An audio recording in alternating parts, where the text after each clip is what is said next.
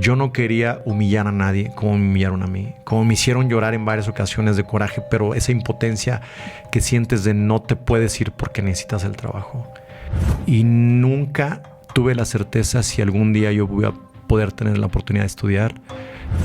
Estoy viviendo un sueño realmente que lo creé en mi vida desde que era niño. Soy incómodo para muchas personas o inclusive a veces para ciertas administraciones de gobierno. O sea, mi objetivo, Rosy, no era tener un negocio, tener una empresa. Mi objetivo era crear tecnología.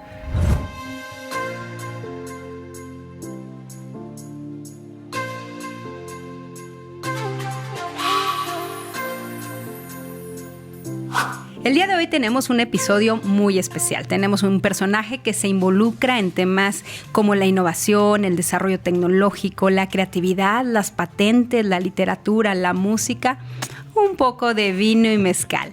Estamos hablando de un líder hidrocálido. Él es Cuitláhuac Pérez Cerros, que el día de hoy nos acompaña para platicar de todos estos temas y de lo que salga.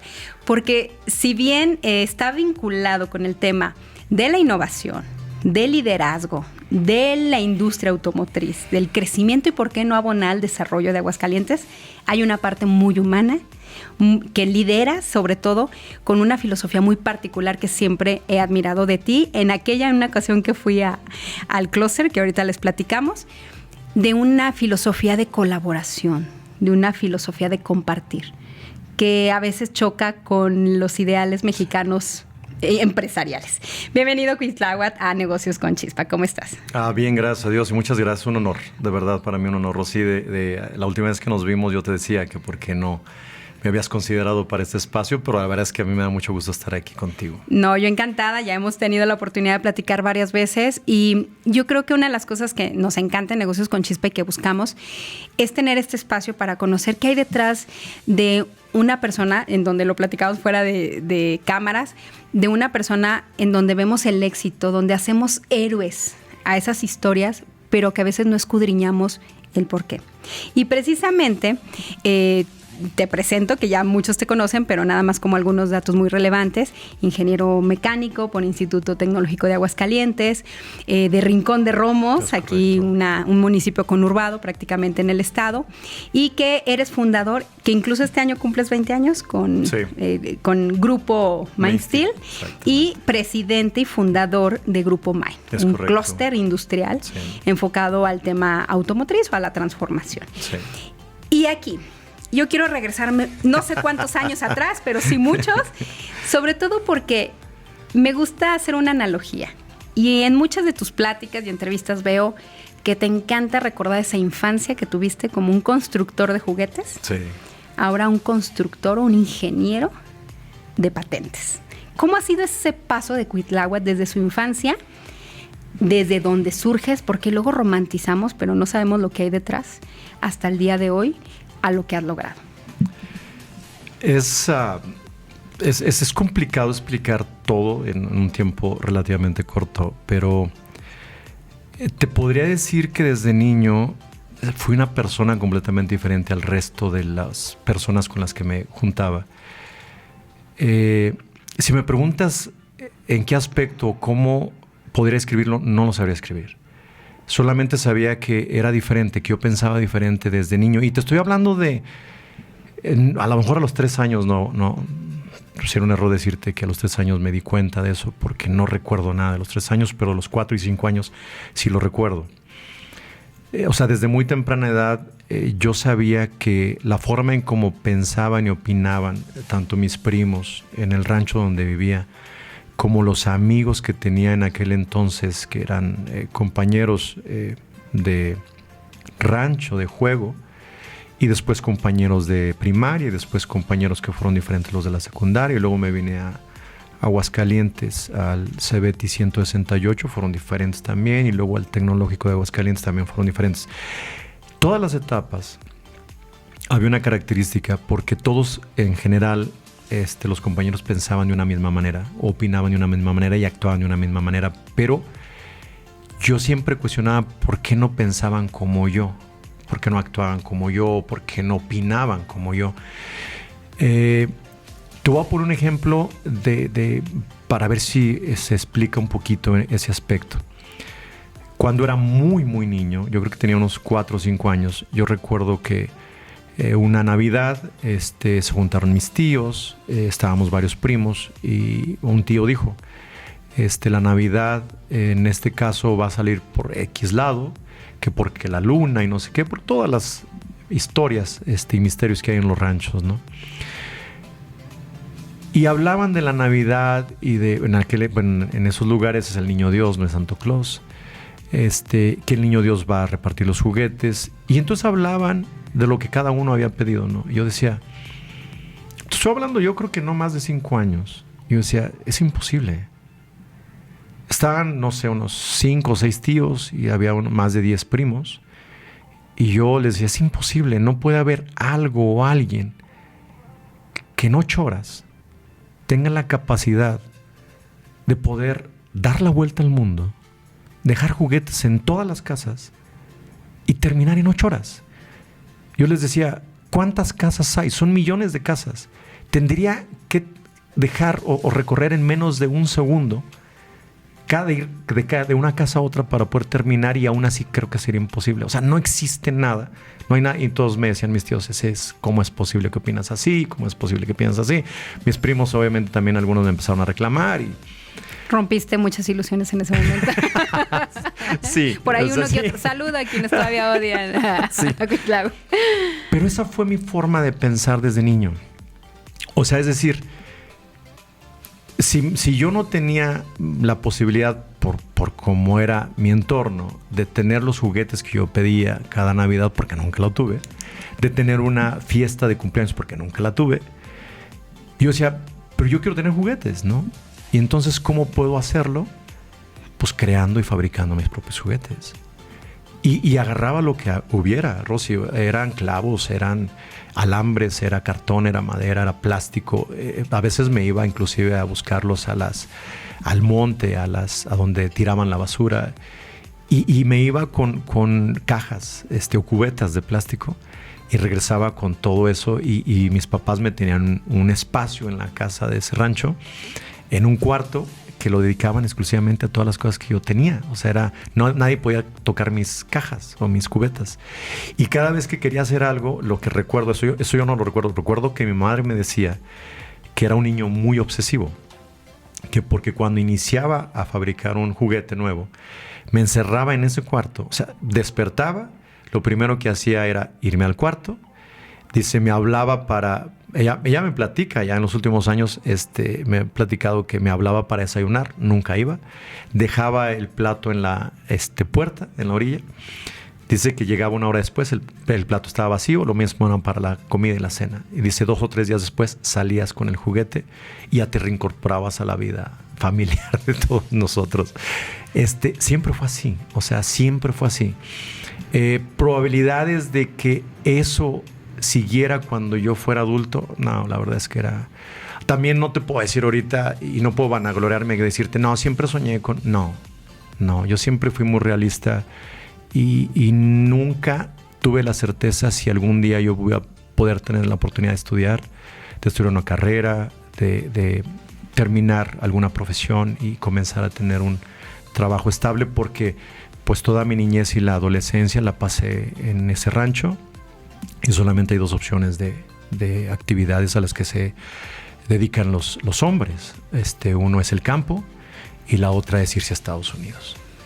Y entonces, o sea, alguien que rompa eso era muy raro. O sea, las primeras personas que tuvieron una profesión fue mi papá y un maestro que se llamaba, espero que todavía viva, sea Salvador, le decíamos Chavita.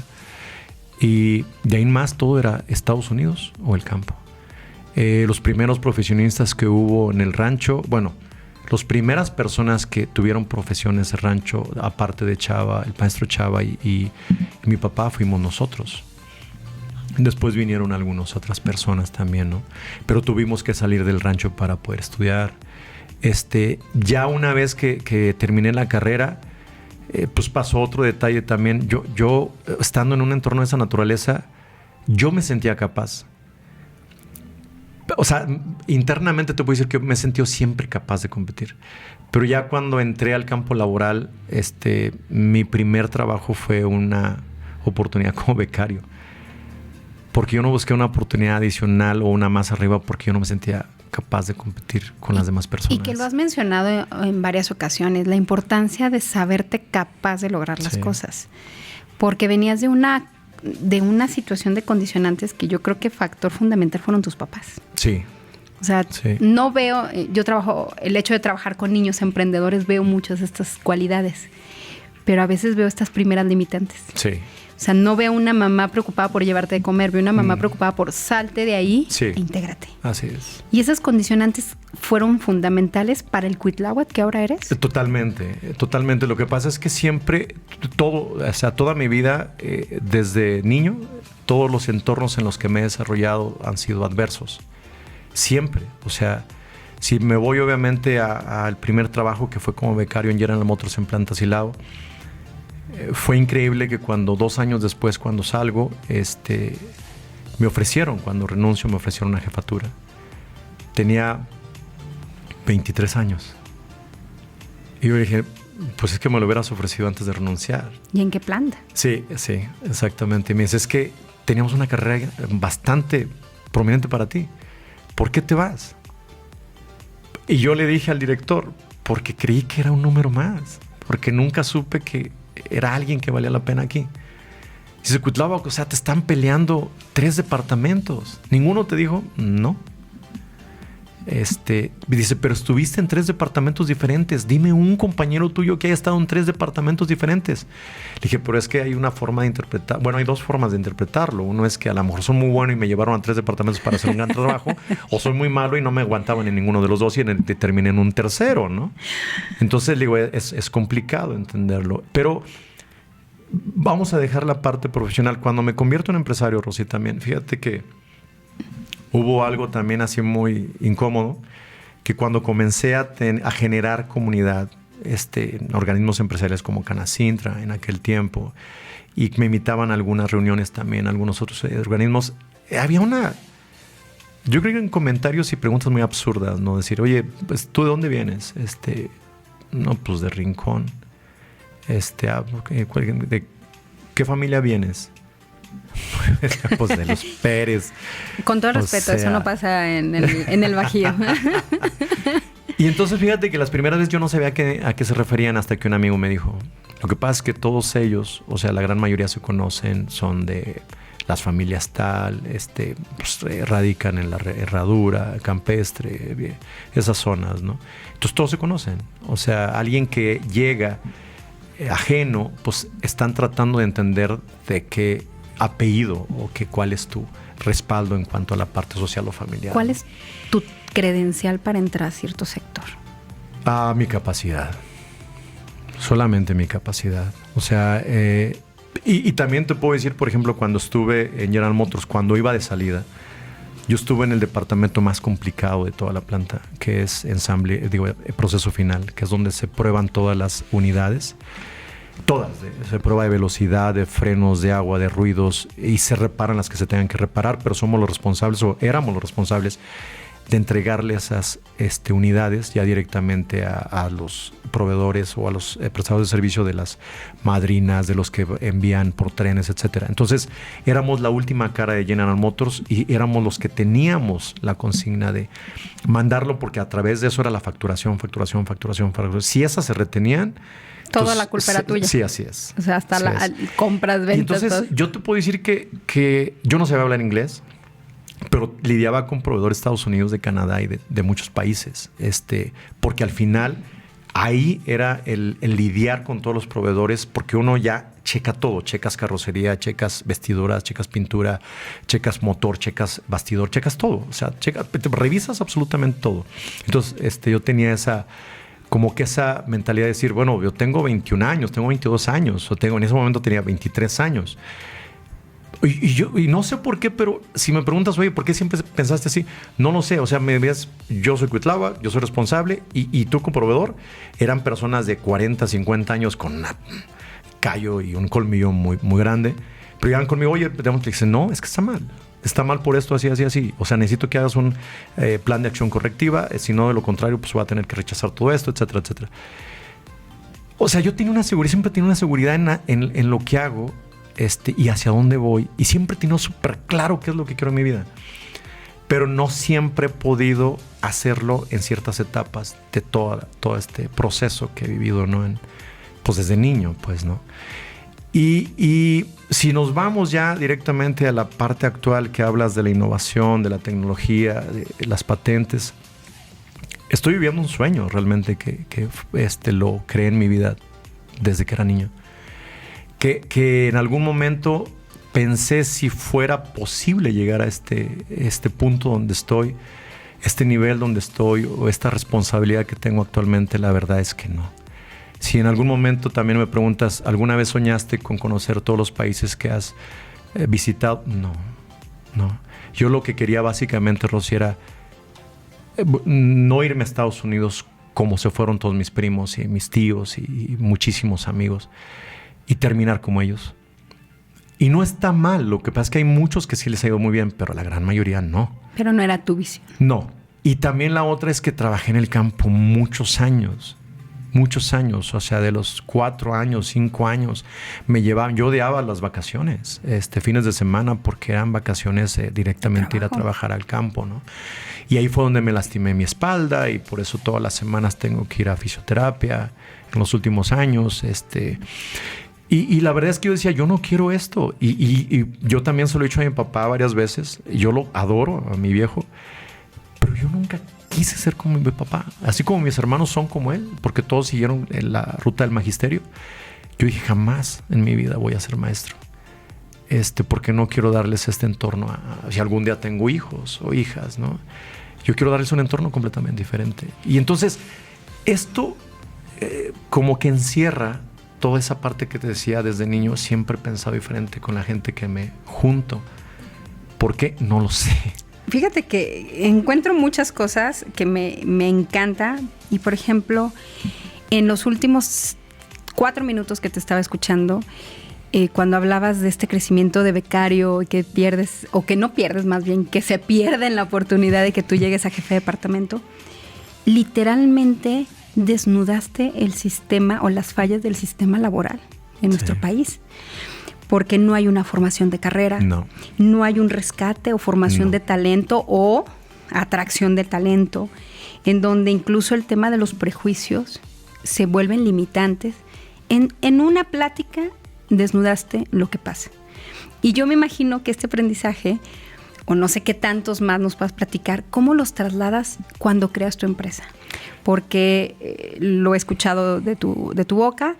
Inicias en una planta de 400 metros, 16, 18 trabajadores. 16, y a 20 años es un grupo completo, que después vamos a platicar porque traigo muchas inquietudes, sobre todo que nos compartan, porque veo en este crecimiento elementos bien importantes. El cuestionamiento, siempre estar cuestionando si estamos en un momento, en el lugar y en la forma que quiero estar para lograr hacer algo. Y yo creo que esa es una clave tuya. Fíjate que por eso hay ocasiones en que soy incómodo para muchas personas, o inclusive a veces para ciertas administraciones de gobierno. Porque no sé, o sea, yo tampoco puedo ir en contra de mi personalidad, ni tampoco de mis ideales, pero soy una persona que desde niño ha cuestionado todo. O sea, ha cuestionado, decir, si llegas a un lugar y dices, oye, siéntense ahí porque ahorita van a esperar 30 minutos y me preguntas, ¿por qué me hiciste venir a 30 minutos antes? Si teníamos que entrar 30 minutos después, ¿para qué querías que estuviera aquí, no?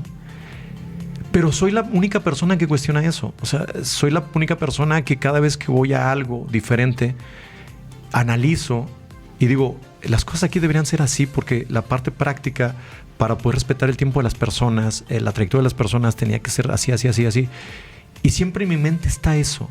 Siempre en mi mente está estar analizando todo lo que hago, todo lo que hacen los demás, todo lo que dicen los demás, cómo se hacen las cosas. Y normalmente estoy analizando cómo deberían hacerse de mejor manera. Y entonces, en lo personal, no solamente he criticado la educación y el sistema que tenemos en México y en Aguascalientes también. el ecosistema emprendedor también que se tiene en el país, pero también en Aguascalientes. Y la forma en cómo se trata también al capital más importante que se tiene en las organizaciones, que es el capital humano. Yo lo único que hice cuando creo la primera compañía en el 2006 era que las personas que trabajaran para mí no se sintieran como yo me sentí cada vez que me movía de trabajo. Eso era lo único que quería. O sea, que primero, yo no quería estar encima de ellos. Segundo, yo no quería humillar a nadie como me humillaron a mí, como me hicieron llorar en varias ocasiones de coraje, pero esa impotencia que sientes de no te puedes ir porque necesitas el trabajo. Y abusan, muchos jefes y muchos directivos abusan de eso. Y entonces todo lo que viví, yo lo único que hacía es, cada vez que íbamos creciendo y agarrando más proyectos era, y contrataba un jefe o una mujer para una jefatura y lo para las gerencias, la única recomendación era, si yo no soy capaz de ofender, de humillar y de tratar hacia las personas, ninguno tiene derecho. Y el día que alguno de ustedes trate de esta manera a alguna de las personas, de los colaboradores que tenemos, ese día es su último día aquí con nosotros. Y entonces yo siempre he tenido esa forma de trabajar en el grupo Mainsteel, en donde les doy libertad, completamente libertad. Cuando esa libertad se traiciona, entonces ahí ya entro yo y se toman ciertas decisiones que se tienen que tomar, ¿no? Pero mientras no se traicione y la persona trabaja bien y te entrega bien el resultado, yo no tengo por qué estar encima de nadie. Ni nadie tiene que estar encima de nadie. Cada quien conoce su rol, sus responsabilidades y los resultados que tiene que obtener, ¿no? Que este tema sería de otro podcast. La cultura laboral, porque sí. Yo creo que muchas de las cuestiones de atorón en muchas es esa cultura. Tanto en las empresas, como en el gobierno, como en el sistema, incluso en las familias. Porque yo creo que, me imagino que a estas alturas tú ya la tienes muy arraigada en tus empresas. Sí. Pero no sé si ha sido fácil este proceso. No, porque cada vez que recibes algunas personas nuevas, vienen con los hábitos o los... la forma de trabajar de otras organizaciones, y en otras organizaciones es muy diferente, ¿no? Y cuando les das la libertad, lamentablemente no todos la entienden. No todos entienden que la libertad no es para que tengas un salario sin que hagas o sin que des un resultado y manejar una responsabilidad. Y ahí es donde hay que primero hablar con las personas. Y si la verdad es que la persona no entiende cómo es esa cultura, entonces pues hay que dar las gracias. Les llamo, ¿no? La fuerza centrífuga, ¿no? O sí, te jala hacia adentro o así te botas, ¿no? Y que aquí, bueno, parte de esta cultura que has promovido, me remonto a esa primera empresa que fundaste y que ahorita se despliega en un grupo de empresas. ¿Cómo fue tomar esa decisión de empezar a diversificarse desde la tecnología, el sector agro, la comercialización? ¿Cómo tener esa visión de decir, a veces muchos tenemos miedo de abrir otra tienda, otro local, sí. Y tú tuviste esa visión y no creo que haya sido un día dejé de ser becario, ahora soy director de área y ahora quiero ser un fundador de 4 o 5 empresas? No, eso viene desde niño, o sea, mi objetivo, Rosy, no era tener un negocio, tener una empresa. Mi objetivo era crear tecnología, era crear esos juguetes que le pudieran servir a muchas personas en el país, o tal vez más allá de México, ¿no? Sin ninguna restricción, podría decirte que la tecnología que estoy desarrollando, que he venido desarrollando en los últimos años, yo soñé desde niño ser esa persona. Si hablamos lo que hay en la parte intermedia de este proceso, que son las empresas que he creado, pues la verdad es que no era el fin, no era el objetivo. Es básicamente un medio. Las empresas son un medio que yo he creado para tener la capacidad financiera para invertir en un centro de investigación y desarrollo, desarrollar la tecnología que yo quería desarrollar, yo necesitaba desarrollar. Y ahorita, o sea, desde hace un par de años, aproximadamente máximo 3 años, hemos visto ya increíble la situación y el cambio que le hemos dado a nuestros procesos de producción, la tecnología que hemos implementado. O sea, no te voy a exagerar ahorita si te digo que hay maquinaria y procesos que tenemos que no existen a nivel mundial. O sea, no hay a nivel mundial. Nosotros somos los únicos en todo el mundo que hemos sido capaces de desarrollar ese tipo de máquinas, ese tipo de procesos. Y actualmente estoy muy enfocado completamente al desarrollo de más tecnología. Por ejemplo, esto nadie lo sabe todavía, nadie. Pero estoy a punto de terminar, yo espero que la pueda terminar para la Expo Maen, que es el 24 y 25 de septiembre. Una estación de telemedicina que reemplazaría por completo a la actividad de los doctores. Tendría que, la única relación que tendría el sistema médico con este tipo de estaciones de telemedicina sería que debería haber un grupo de doctores disponibles para que si el análisis que se hace con esa estación de cualquier paciente que vaya a consulta a las 24/7 detecta síntomas graves, entonces tiene que tener la capacidad de poder tener una teleconsulta y obviamente del otro lado tiene que haber un doctor responsable de poder revisar a más a detalle a esa persona y en ese momento determinar si solamente con una receta es más que suficiente o canalizarlo directamente a un hospital, ¿no? Si estoy hablando obviamente que de ahí estamos creando también una máquina que es una vending machine, pero no la vending machine tradicional, no las que conocemos con snack, bebidas, sino una vending machine para negocios e industria, en donde reemplaces por completo a través de tecnología y de la IA todos los almacenes. Es decir, que llegue el proveedor, resurta todo lo que es la vending machine y que cualquier usuario dentro de la organización con restricciones, con ciertas medidas que tú le das o reglas del usuario que tú le das a cada uno de los usuarios dentro de la organización para que él llegue, tome lo que necesita, se registra de manera automática, se le reporta directamente al proveedor, se registra directamente en finanzas, como si fuera una compra. Y si esa persona, vamos a suponer, que saca unos lentes de seguridad y tiene permitido sacar unos lentes de seguridad cada mes, si quiere volver a ir, no le pueden dar lentes de seguridad. Si se le perdieron, tiene la facultad para que pueda comprar unos lentes de seguridad ahí mismo y que se le rebajen vía nómina, ¿no? Entonces, tú llegas un momento a tener un control tan alto. Porque, por ejemplo, ahorita lo clásico del robo hormiga y del control de los almacenes, si físicamente coinciden los inventarios o no. O sea, toda esta problemática la he tenido yo en 32 años. 32 años que llevo de experiencia y de moverme tanto en varios corporativos americanos como en 20 años en mis propias empresas, ¿no? Y todo esto lo he pedido a alguien que me dé una solución a los problemas que tenemos. Pero nadie ha sido capaz de poder desarrollar tecnología al nivel que yo quería. Entonces, respondiendo a tu pregunta yo creo y diversifico creo la primera empresa y comienzo a diversificar por una razón específica. Creo la primera empresa porque era lo que necesitaba para que en algún día yo tuviera la capacidad financiera para comenzar a desarrollar tecnología. Y comienzo a diversificar porque el último puesto como empleado que tuve fue director general de una compañía americana. Y para cuando cerró, tenía 87 años en el mercado. Mucha gente no la conoce, pero todo mundo conoce los clientes que tuvo esa compañía.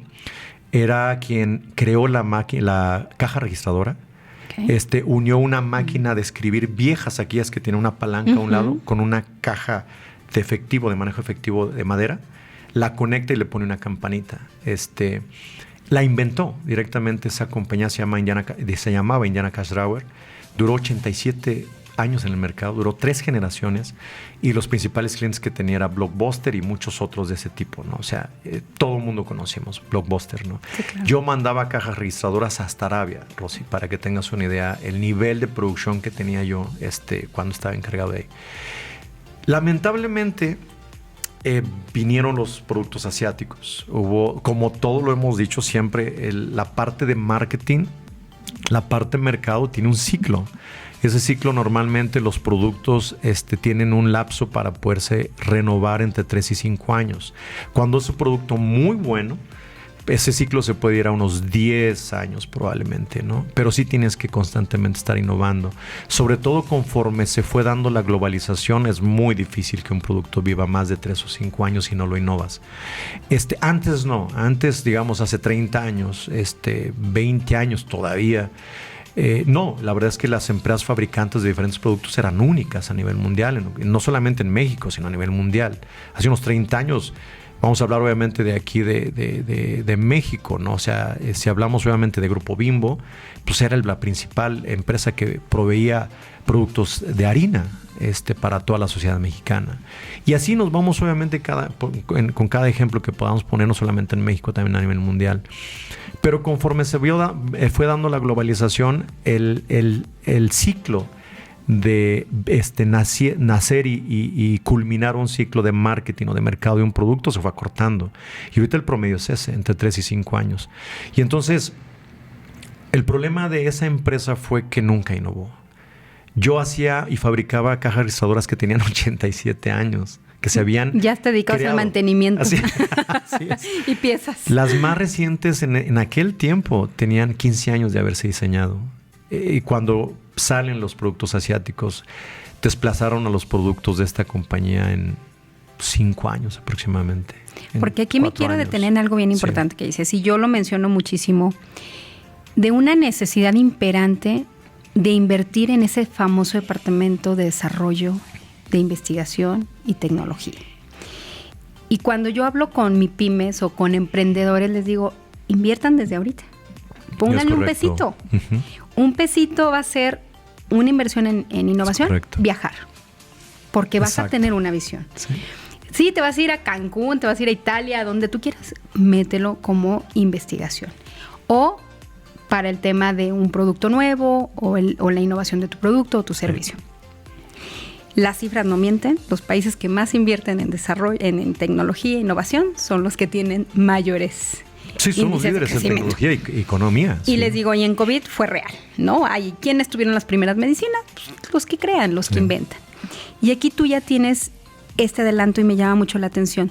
¿Cómo le dirías a un emprendedor, a un empresario ahorita? Porque tú dices, yo tuve que empujar una de mis empresas para generar recursos para invertir en este departamento. ¿Cómo acortar ese conocimiento o llevarlo a cabo al pequeño empresario? Porque yo creo que sigue siendo una necesidad para seguir creciendo y de ahí parte mucho el estancamiento tecnológico que tenemos en nuestro país. Que es lamentable y es decepcionante. Yo llevo más de 2 décadas también planteando ese tema, planteándoselo al gobierno federal, a las diferentes administraciones de gobierno estatal. Pero pues no, o sea, a nadie le interesa en realidad. Mira, hablando del ecosistema emprendedor, para mí en lo personal cuesta lo mismo emprender un negocio para maquilar una parte en la industria, en la industria manufacturera, que llevarte ese mismo tiempo y desarrollar ese mismo proceso para crear un producto propio. Cuesta exactamente lo mismo. ¿Y por qué apostarle?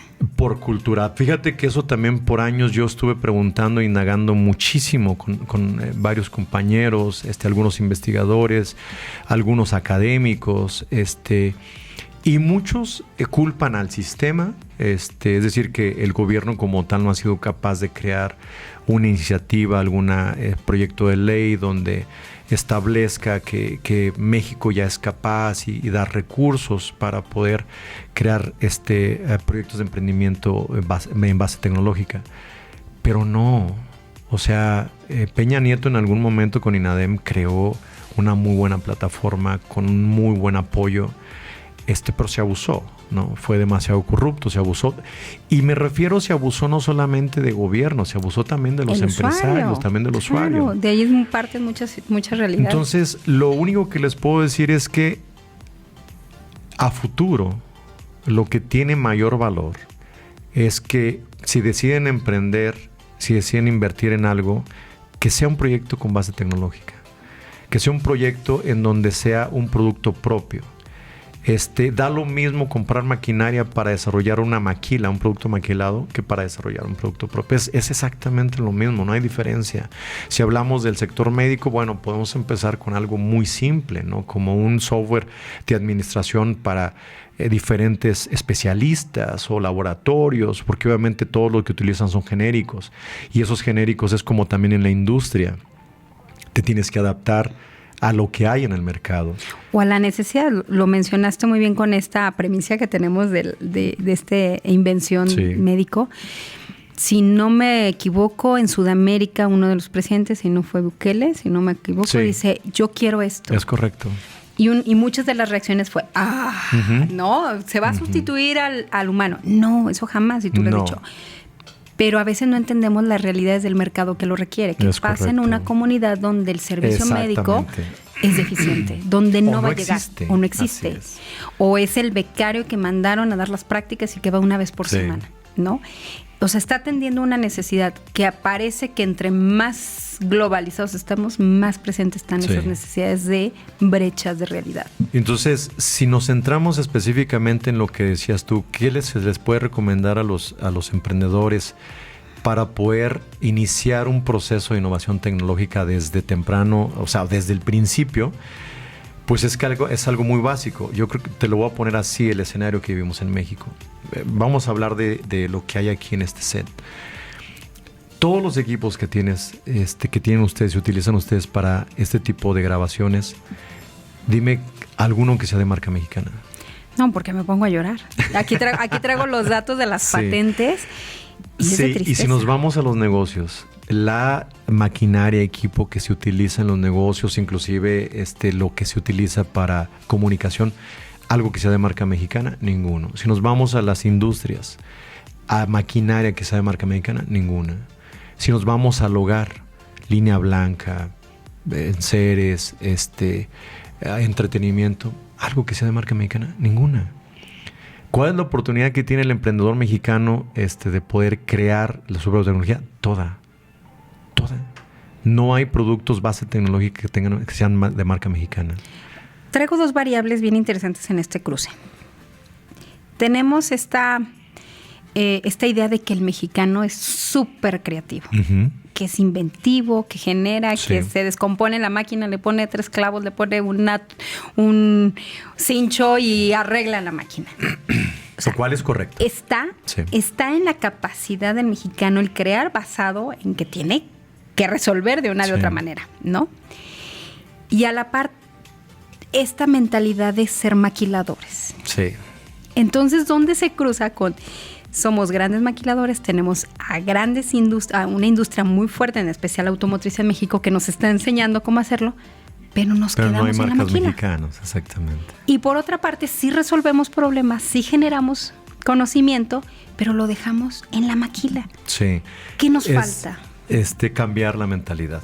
Literalmente, como tú estás haciendo esa pregunta, también por años yo se las hice a muchas personas porque no entendía por qué no había congruencia en mi mente de si México es capaz de desarrollar toda la tecnología que se requiere para otros países, porque aquí se desarrolla aeronáutica, línea blanca, médica, automotriz, entretenimiento. Toda la tecnología que tú puedas imaginarte se desarrolla y se fabrica en México, pero para otras empresas que no son de México. El mexicano es muy capaz, es muy talentoso y es muy creativo. El problema del mexicano, y creo que en general del latinoamericano, es que nuestra cultura es, si yo hago un esfuerzo, quiero obtener o quiero ver un resultado tangible muy pronto. Y cuanto menos me esfuerce y mayor sea el pago o el beneficio, mejor para mí.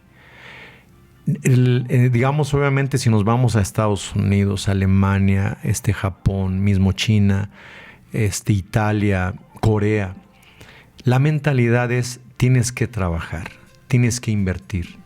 ¿Cuánto tiempo? Bueno, Japón lo determina por 20 años. Tienes que hacer una inversión en un emprendimiento y dejarlo por 20 años, y hasta después de 20 años la cultura es de comenzar a sacar dividendos o rentabilidad. Todo lo demás tienes que reinvertirlo porque es el proceso que se debe seguir para crear una empresa estable y líder en ese sector. El mexicano no piensa así. En general, el mexicano, te juro que obviamente yo estoy como cabeza de Maen, como responsable de Maen, son más de 13 años, pero estuve hace muchos años en Canacintra, he estado también en reuniones y en eventos de muchas otras organizaciones, no solamente de Aguascalientes, también de muchos otros estados, también de Estados Unidos. El factor común es que el mexicano lo que pide, inclusive muchos, es que el gobierno hable con las empresas que llegan para que nos abran las puertas y que nosotros podamos cotizarles proyectos. Y yo nada más a veces en ocasión le digo: ¿y no quieres que el gobierno lo fabrique? O sea, La cultura que tenemos no ayuda, Rosy. Lamentablemente tenemos... Yo sigo soñando como con que va a haber una generación que va a cambiar por completo esa cultura y esa mentalidad que tiene el mexicano, en donde esa generación de jóvenes va a entender que no es bueno depender en un 80% de las exportaciones que México hace de un solo país, que es Estados Unidos. No es bueno depender de desarrollar negocios solamente maquilando partes de las empresas extranjeras instaladas en nuestro país. No es bueno depender de que cada vez que necesitas algo de base tecnología tienes que traerlo de Estados Unidos, de Japón, de Europa, y el costo de esa tecnología en la parte médica o en la proceso de manufactura o en algún negocio sea siempre carísimo. O sea, tiene que haber un momento en donde ese cambio generacional se tiene que dar y tienen que entender, decir, ya. Si el gobierno no lo ha hecho nunca y no lo va a hacer, porque no creo que lo vayan a hacer por la forma en cómo se hace y se desarrolla la política en nuestro país, solamente se enfocan a proyectos de 3 o de 6 años. Nunca he visto que un servidor público le interese crear y sembrar la semilla para crear un proyecto que dure más de 6 años y que ese proyecto sea una base constitucional para que nadie lo pueda mover, y que en base a eso comience a desarrollar México toda la tecnología que necesita, tal como lo hizo Japón, tal como lo hizo Estados Unidos, tal como lo hizo Alemania. El más reciente es China. ¿Sabes cuánto tiempo lleva China desarrollando la tecnología y convirtiéndose en el líder que es ahorita, y que está haciendo temblar prácticamente a todos los países, no solamente Estados Unidos, a todos? Europa, o sea, todos los grandes emporios y organizaciones. Pero un proyecto que tenían hace 20 años, hace 20 15 años apenas. Y yo tiene 20 años apenas. Hace 2 años vi una estadística del crecimiento de proyección que tenía China con respecto, y que Estados Unidos ahí va poquito a poquito, y China va en ascenso inmediato, o sea, pero con una proyección. Veo culturalmente muchas debilidades, entre ellas, no sé si alcanzo a captarte, la falta de una cultura del fracaso. Sí. O sea, si queremos, no me quiero equivocar, quiero que me cueste poco y vámonos. Fíjate que es un punto súper importante. El mexicano también está muy acostumbrado a, si ya logré esto, ya me siento cómodo aquí, no me quiero mover. Es decir, si yo, por ejemplo, de alguna manera invertí en cierta maquinaria y logré entrar o abrir las puertas de una empresa transnacional y me dio la oportunidad de cotizar un proyecto y me lo dio, y normalmente en la industria automotriz son proyectos que duran 6 años. No te lo garantizan, porque si hay otro proveedor lo pueden cambiar, pero normalmente duran 6 años y es muy difícil que lo cambien, a menos de que el proveedor sea muy malo, cambian el proyecto. Lo contrario, te vas a quedar con el 6 años. Es un sector de alto volumen, es un sector que paga relativamente bien, me refiero a tiempo. Es un sector que no tienes mucha rentabilidad muy alta. Es un sector, obviamente, por el volumen siempre se sacrifica la rentabilidad, pero normalmente los pagos casi siempre son seguros, entonces te da estabilidad financiera. Y cuando tú entras, de verdad, como mexicano, entras en un estado donde te sientes cómodo, toda esa parte creativa, y eso lo he visto en 20 años, Rosy, toda esa parte creativa se pierde. ¿Cuándo comienza otra vez el empresario a traer la innovación y la creatividad con la cual nace? Cuando entra en crisis. Y a veces es muy tarde. Es correcto. Entonces, sí, yo digo, la verdad es que concretando el comentario, ¿por qué no hay congruencia entre la capacidad creativa, el talento y la gran experiencia que tiene el mexicano? ¿Y por qué no hay marcas mexicanas? Porque tenemos una mentalidad poquitera, una mentalidad cortoplacera, en donde queremos invertir poco y ganar mucho, queremos dedicarle poco tiempo y que el resultado sea muy bueno.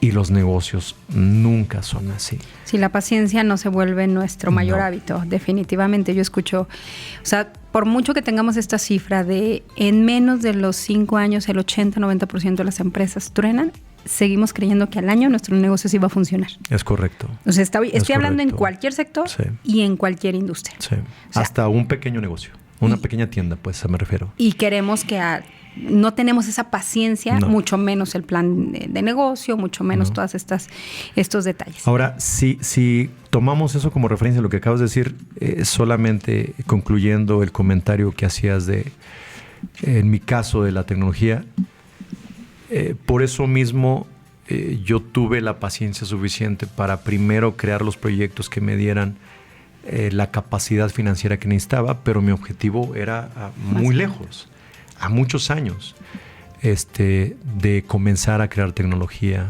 esa tecnología que soñé desde niño, que mejorara, no sé, de alguna manera las cosas que hace la gente todos los días, ¿no? Como tú bien decías, si tú me preguntas, oye, ¿por qué estás desarrollando ese tipo de proyectos? Y como esos dos que te acabo de mencionar, traigo más, ¿no? Espero terminarlos todo para poder mostrarlos en la Expo Maén, pero no es seguro, porque el desarrollar tecnología tampoco es como desarrollar un proyecto productivo. Un proyecto productivo se puede desarrollar en un año, año y medio o en meses. La tecnología no. La tecnología te lleva años y tienes que invertir. Lo que tú mencionabas hace unos momentos es completamente cierto. No importa cuánto le inviertes, pero cuanto más pronto comiences a invertirle para desarrollar tecnología, es mucho mejor para todos los negocios o para cualquier proyecto. Por lo pronto, si depende de la maquila, el que te estés manteniendo está bien, y cuídala, y diversifícala, y increméntala, ¿no? Pero no dejes de invertir en el desarrollo de tecnología. Y en mi caso, las empresas que tengo nunca fueron el fin, o sea, fueron el medio para poder llegar, pero tampoco decía, oye, ya una vez que yo comience con un proyecto propio, a los 5 años voy a... No, yo necesito primero tener un negocio que me dé estabilidad, luego necesito crecerlo, no necesito diversificarlo, y la diversificación se dio porque esta empresa, la última que trabajé, pues desapareció porque nunca quiso diversificar, porque yo se los propuse. Los últimos 5 años que estuve ahí se los propuse muchas veces. Dijeron, no, nosotros somos expertos en cajas registradoras y nunca vamos a... Entonces, como que eso me traumó. Y entonces yo decía, depender también del puro sector automotriz, es bueno, es dantesco, es muy grande, es difícil que se caiga, pero no. O sea, yo vi algo que duró 87 años y al año 87 desapareció. Y esta gran misión que va acompañado de conocimiento, Sí, de curiosidad, sí, de inquietud, de ímpetu por saber qué está pasando en otros sectores, también es fundamental para poder consolidar estos proyectos, porque ya te estoy captando. Empezaste a lo mejor con comercio o con una de las empresas automotriz, pero el agro es un sector, y que lo vemos ahorita en Aguascalientes, cómo se le vuelve a regresar al agro, porque de estar descuidado necesitamos. Y ahí está la tecnología. Es correcto. Y el centro de desarrollo. Sí. Y hay muchos más sectores en crecimiento, pero a veces nos aferramos a ese bebé que no nos va a dejar que va a crecer y se va a ir. Que es esta línea, esta curva de crecimiento que no entendemos ni siquiera de nuestros proyectos. Sí, mira, es un tema también cultural. De pandemia para acá, esto también nadie lo sabe, absolutamente nadie lo sabe. A mí se me han acercado 5 despachos para comprarme Mainstream, el grupo. La única unidad de negocios que yo no vendería sería la de tecnología. Pero fíjate que yo creo que en las 4 primeras ocasiones, como que la parte de ego jugó mucho por lo que tú acabas de decir. ¿Qué hubiera pasado si las hubiera vendido en la primera oferta que me hicieron? Pero erróneamente es que es mi bebé. Literalmente, Rosy, como tú lo acabas de decir, es que es mi bebé, yo lo vi nacer, yo lo creé. ¿Cómo es posible que lo pueda dejar ir? Y luego, ¿qué más da? Este quinto despacho que el año pasado me buscó, que todavía me han estado coqueteando, me dicen, ¿por qué no? ¿Te retiras y te vas? No, fíjate que fue algo diferente. Dice, ¿por qué no adoptas la cultura del americano? Le digo, ¿cuál es la cultura del americano? La gran mayoría de ellos crean empresas para venderlas. Uh-huh. Mainstream se debió haber vendido hace muchos años. Tú debiste haberte dedicado a la tecnología. O sea, esto te hubiera dado toda la plataforma que tú explicas de por qué creaste las empresas para poder inyectarle esta inversión a la parte de investigación y desarrollo. Y No me recuerdo si fue a finales del año pasado, a principios de este año, yo me quedé pensando, tiene toda la razón. O sea, ¿por qué nos aferramos como mexicanos a algo que pudiste haber cedido en algún momento, pero pudiste haber exponenciado con otro proyecto diferente porque ya tienes más experiencia, ya conoces los mercados, ya conoces los sectores, ya conoces la tecnología? Digo, pudiste haber creado algo mucho mejor en lugar de aferrarte a seguir anclado a un primer proyecto, ¿no? Y fíjate que ahí sí me hicieron pensar mucho, decir, creo que tenían razón. O sea, ¿por qué sentimentalmente estamos tan arraigados a un proyecto y a veces preferimos que se muera a venderlo? Y es parte de la misma cultura que tenemos. O sea, compran, pues véndelo. Sí, es el tema también culturalmente del arraigo, ¿no? Totalmente. Nuestras raíces son increvantables, ¿no? Sí. O sea, nada. Y que ahí me regreso precisamente a esta cultura. Ya el tema del centro de desarrollo, yo creo que es uno de los grandes aprendizajes de esta charla. También me quedo, por ejemplo, con un dato que no quiero dejar pasar, y me desmientes si es una o más, pero tú eres de los primeros mexicanos o hidrocálidos que tiene patente. Sí. ¿Cuántas patentes tienes? 2 ya oficiales con título hasta este momento, pero tengo otras 3 en trámite. Sí, pero la respuesta es sí, porque las demás son de empresas extranjeras ubicadas en Aguascalientes o son de instituciones educativas, no de personas. Que se dedican a eso, exclusivamente a eso. Que tú veas la iniciativa privada desarrollando, mexicana, la iniciativa privada desarrollando tecnología y obteniendo patentes, yo no conozco otra empresa. Para que nos demos una idea, porque luego decimos, no, es Aguascalientes y Cuitlagua tiene. Tengo un dato que es aproximadamente 14,000 patentes registradas a través de México, del INPI, si no me equivoco. 700, o el 4%, 6% son mexicanas. Sí. O sea, sí. A ese nivel de desproporción. Sí. Y mundialmente nos vamos a cifras equivalentes igual. Uh-huh. Y normalmente ese 4% está enfocado a instituciones que se dedican a la investigación. O universidades Así como es. TEC de Monterrey, Así entre es. otros. UNAM, exactamente. Y que se dedican desde... y que tienen recursos, sí. Y que solamente es exclusiva. Para que dimensionemos lo que está pasando en una empresa en Aguascalientes. Sí, no. Cuando hablamos de obtener una patente, o sea, en universidades, en oficinas de gobiernos también, lo ven como algo muy fácil. Es decir, es que tenemos una oficina donde pueden registrar y pueden hacer un trámite de patente. Pues sí lo pueden hacer. O sea, cualquiera lo puede hacer, pero de que califique. O sea, Rosy, yo creo que el 96 o 97% de las solicitudes se rechazan. O sea, una patente significa es que tienes que crear algo que no existe en el mundo. Aquí en modelo hay aquí en México hay otro modelo que se llama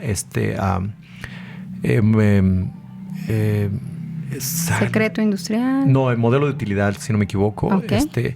Que es como si fuera una patente mexicana. Uh-huh. Pero también tiene que ser algo que no exista solamente en México. Modelo de utilidad, si no me equivoco. Uh-huh. Pero cuando tú aplicas a una patente, ya una patente literalmente... Modelo de utilidad. Uh-huh.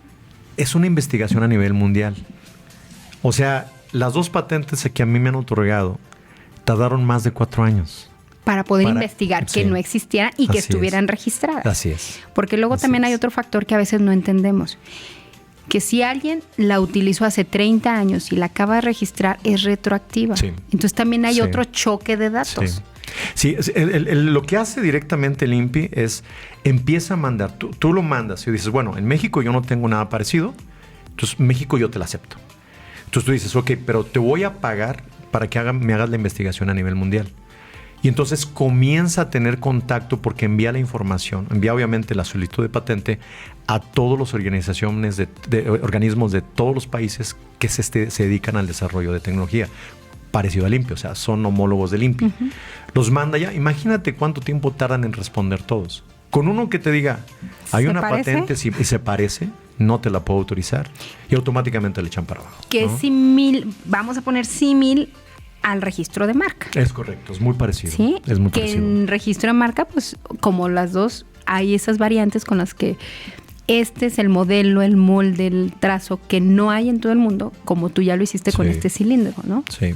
Este molino, si no me equivoco. Es una máquina que se dedica a, bueno, que está enfocada, la aplicación es crear en inglés se llama endforming, que es un acabado de los extremos de tubos para el sector automotriz. Que, por ejemplo, ese proceso, pues, no existe. O sea, ese proceso, haz de cuenta que cuando nos dieron esa parte para poder desarrollar, nosotros lo hacíamos con un proceso hidráulico, teníamos muchos problemas. El proceso hidráulico es el tradicional que hay a nivel mundial, ¿eh? O sea, no es que nosotros hubiéramos creado el proceso, no, ese es el tradicional que hay. Pero hay muchos problemas con los procesos hidráulicos porque no siempre depende mucho también del calentamiento del aceite, cómo está comportando, la variación y muchos factores.